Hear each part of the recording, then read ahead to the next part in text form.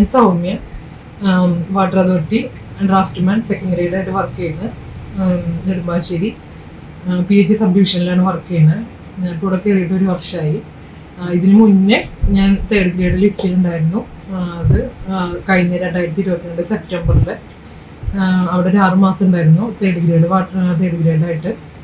അതിനുശേഷം second grade കിട്ടിയപ്പോൾ ഇങ്ങോട്ട് മാറി. അത് മാത്രമല്ല, ഇനി ഫസ്റ്റ് ഗ്രേഡിലെ ലിസ്റ്റിലുണ്ട്. അതിപ്പോൾ അടുത്ത് കിട്ടുമെന്ന് പ്രതീക്ഷിക്കുന്നു. പിന്നെ LSTയുടെ 3rd ഗ്രേഡിൻ്റെ അഡ്വൈസ് വന്നിട്ടുണ്ടായിരുന്നു. അപ്പോൾ ഇവിടെ സെക്കൻഡ് ഉള്ളത് കൊണ്ട് 3rd ഗ്രേഡ് വേണ്ടാന്ന് വെച്ചു. അപ്പോൾ ഇതൊന്നും കിട്ടുമെന്ന് ഞാൻ ആരും വിചാരിച്ചതിരുന്നതല്ല. ഷിൻഡോ സാറിനെ കണ്ടുമുട്ടുന്നതിന് തൊട്ട് മുന്നേ വരെ ഇതൊക്കെ ഒരു വെറും സ്വപ്നമാണ് എന്നാണ് ഞാൻ വിചാരിച്ചിരുന്നത്. ഷിൻഡോ സാർ, ഞാൻ കൊറോണയുടെ സമയത്ത് ജോലി ഇല്ലാണ്ടായിട്ട് വീട്ടിലിരുന്നപ്പോഴാണ് നമുക്ക് കാര്യമായിട്ട് PSC പഠിക്കാനൊരു ചിന്ത ഉള്ളത്. അപ്പോൾ കസിൻ മുഖേന ഷിൻഡോ സാറിനെ കുറിച്ച് അറിഞ്ഞു. അങ്ങനെ സാറിനെ വിളിച്ചു, അവിടെ ജോയിൻ ചെയ്തു. അപ്പോഴും ഇത് കിട്ടുമെന്നൊരു പ്രതീക്ഷയൊന്നും ഉണ്ടായിരുന്നില്ലേ. കൊറോണയായിട്ട് വെറുതെ വീട്ടിലിരിക്കുന്നത് നമുക്ക് നോക്കിയാൽ സമയം പോവില്ലോ, പഠിക്കാം എന്ന് വിചാരിച്ച് വെറുതെ കയറിയതാണ്. ഫസ്റ്റ് തന്നെ ഷിൻഡോ സാറിൻ്റെ ഒരു ഇൻട്രൊഡക്ഷൻ ഉണ്ടായിരുന്നു എല്ലാവർക്കും, പേരൻസിനും സ്റ്റുഡൻസിനും ഒക്കെ കൂടിയിട്ട്. അപ്പോൾ അത് കേട്ടോ കഴിഞ്ഞപ്പോൾ തന്നെ എനിക്ക് തോന്നി, ഇത് കൊള്ളാം, എന്തായാലും നമുക്ക് കിട്ടും എന്നൊരു ചെറിയൊരു കോൺഫിഡൻസ് തോന്നി. ജോയിൻ ചെയ്തു. പിന്നെ തന്നെയല്ല, ഇവിടെ അധികം ഫീസൊന്നും ഇല്ല, കമ്പാരിറ്റീവ് ഫീസ് ഭയങ്കര കുറവാണ്. ജോയിൻ ചെയ്തു ഓൺലൈനായിട്ടാണ് ഞാൻ പഠിച്ചത്. സാറിൻ്റെ ക്ലാസ്, വേറെ ഏത് ക്ലാസ് മിസ്സാക്കിയാലും സാറിൻ്റെ ക്ലാസ് ഒരിക്കലും മിസ്സാക്കിയിട്ടുണ്ടായിരുന്നില്ല. സാറിൻ്റെ മോട്ടിവേഷൻ എന്ന് പറഞ്ഞിട്ടുണ്ടെങ്കിൽ അത് പറയാൻ വാക്കുകളില്ല, അത്രയാണ്. ഞാനിപ്പോൾ ഇന്ന് ഇവിടെ ഇരിക്കേണ്ടെങ്കിൽ അതിന് ഒരൊറ്റ ആളുള്ളൂ, ഷിൻഡോ സാറാണ്. ഷിൻഡോ സാറിൻ്റെ മോട്ടിവേഷൻ ഒരേ സമയത്തും ഡെസ്ക് പണിയുന്ന സമയത്തും കറക്റ്റ് ആ ടൈമിൽ ഉപദേശമായി വന്ന ഷിൻഡോ സാറാണ്. ഷിൻഡോ സാറ് കാരണമാണ് ഇന്നിപ്പോൾ എനിക്ക് സർവീസിൽ കയറാൻ തന്നെ പറ്റിയത്. അതിനുള്ള നന്ദി ഈ സമയത്ത് ഞാൻ ഷിൻഡോ സാറിനോട് പറയണം. അതിനുള്ള നന്ദി കടപ്പാടും ഒക്കെ ഷിൻഡോ സാറിനെ അറിയിക്കുകയാണ്.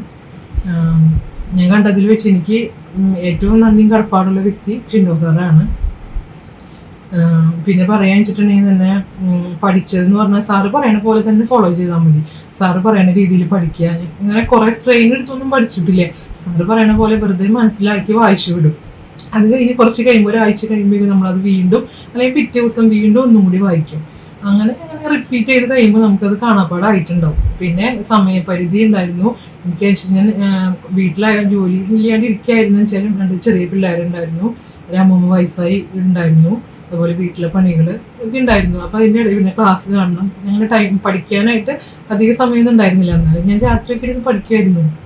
പിന്നെ എന്താണെന്ന് വെച്ചാൽ നമ്മൾ പഠിച്ചത് ഞാൻ എൻ്റെ വോയിസിൽ തന്നെ റെക്കോർഡ് ചെയ്ത് കേൾക്കുമായിരുന്നു.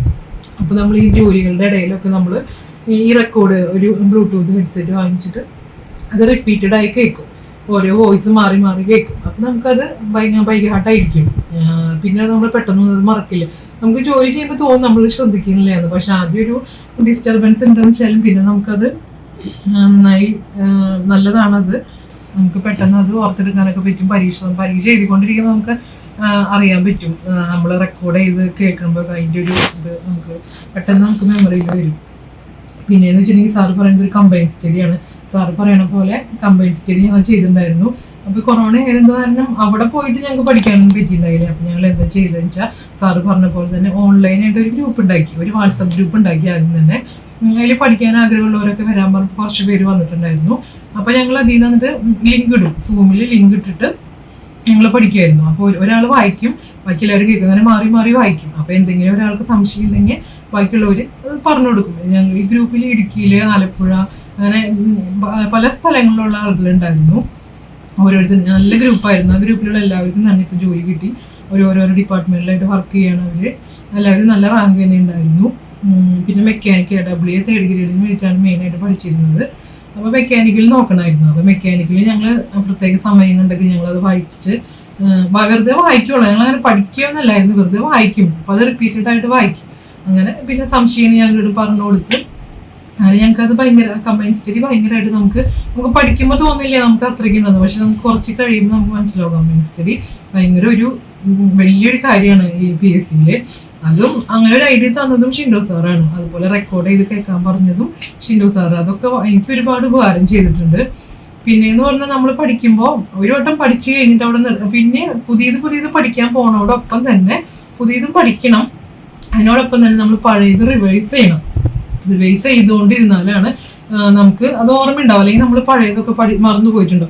നമ്മൾ 2-3-4 തവണ അങ്ങനെ റിവൈസ് ചെയ്ത് നമുക്കത് പിന്നെ കുറെ കഴിയുമ്പോൾ നമുക്കത് ബൈ ഹാർട്ട് ആയിട്ടുണ്ടാവും. പിന്നെ നമുക്ക് വെറുതെ എവിടെ ക്വസ്റ്റ്യൻ്റെ ഒരു തുടക്കം വായിക്കുമ്പോൾ നമുക്ക് ഉത്തരം അറിയാം. അങ്ങനെയായിരിക്കും. പിന്നെ പറയാനുള്ളത്, സാറ് കുറെ ക്വസ്റ്റ്യൻ പേപ്പർ തരും. അത് മുൻ വർഷത്തെ ക്വസ്റ്റ്യൻ പേപ്പറിൽ നിന്നുള്ള ക്വസ്റ്റ്യനൊക്കെ ആയിരിക്കും. അത് ഓരോ വർഷം കഴിയുമ്പോൾ അതിലുള്ള ക്വസ്റ്റ്യൻസ് തരും. അതൊക്കെ തന്നെയാണ് പഠിച്ചിട്ടുണ്ടായിരുന്നത്. അതൊക്കെ നന്നായി ഫ്ലുവൻ്റ് ആയിട്ട് പഠിക്കുക.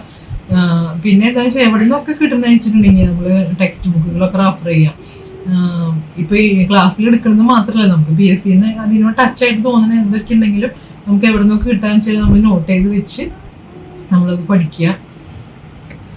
പിന്നെയെന്ന് പറഞ്ഞാൽ നമുക്ക് എന്ത് കാര്യത്തിനും ബാക്കിയുള്ള കോച്ചിങ് സെന്റർ പോലെയല്ല. ബാക്കിയുള്ളവര് ഓൺലൈൻ ക്ലാസ് ഉണ്ട്, മൊത്തത്തിൽ ക്ലാസ് എടുത്ത് പോവുള്ളൂ. പക്ഷേ ഷിൻഡോ സാറിന് അങ്ങനെയല്ല, ഓരോരുത്തരും വ്യക്തമായിട്ട് അറിയാൻ പറ്റും. ചിലപ്പോൾ നേരിട്ട് കാണുമ്പോൾ, ഓൺലൈൻ ആയതുകൊണ്ട് നേരിട്ട് കാണുമ്പോൾ അറിയില്ലായിരിക്കും. പക്ഷെ നമ്മൾ ഫോൺ വിളിക്കുമ്പോൾ സാറിന് അറിയാം. നമുക്ക് എന്ത് കാര്യങ്ങളും പറയാം. നമുക്ക് ഓരോരുത്തരും ഇൻഡിവിജ്വലായിട്ട് സാറ് സപ്പോർട്ട് ചെയ്യും. നമ്മളൊരു ഡിമോട്ടിവേഷൻ ആയിരിക്കുന്ന ഒരു സന്ദർഭത്തില് ഒരു സമയത്ത് സാറിന്റെ ഒരു ക്ലാസ് ആ സമയത്ത് നമ്മളിങ്ങനെ വിഷമിച്ചിരിക്കുന്ന സമയമായിരിക്കും. ചിലപ്പോൾ ആ സമയത്തായിരിക്കും സാറ് പെട്ടെന്ന് ഒരു പറയും, ഇന്ന് എൻ്റെ ക്ലാസ് ഉണ്ടായിരിക്കും എന്ന് പറയും. ഞങ്ങളൊക്കെ അത് അറ്റൻഡ് ചെയ്യുമ്പോൾ നമുക്ക് കിട്ടേണ്ട മറുപടി എന്താണ് അതായിരിക്കും സാറ് അപ്പം പറഞ്ഞിട്ടുണ്ടായിരിക്കുക. എനിക്കത് ഭയങ്കര 2-3 തവണ അങ്ങനെ ഉണ്ടായിട്ടുണ്ട്. എനിക്ക് ഭയങ്കര അത്ഭുതമായിട്ട് തോന്നിയിട്ടുണ്ട്.